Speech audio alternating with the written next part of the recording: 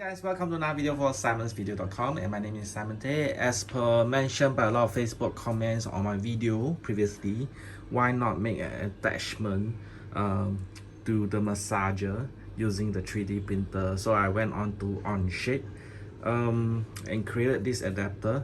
I made the exact size, but in fact the inside is a little bit loose, so I put a microfiber cloth over it, and seems to be working well.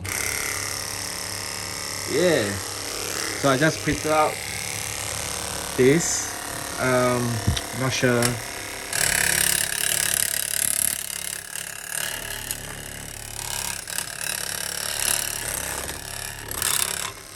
Yeah, it seems to work. And, well, according to this vibration, it seems to work pretty well.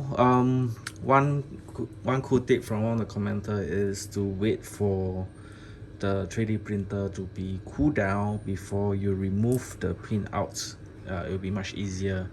But and do not use this vibrating scraper on a glass bit. You might just destroy it. Well, basically that's it for this video. Feel free to put any comments in the comment section below. Thank you very much and have a nice day. See ya. Bye bye.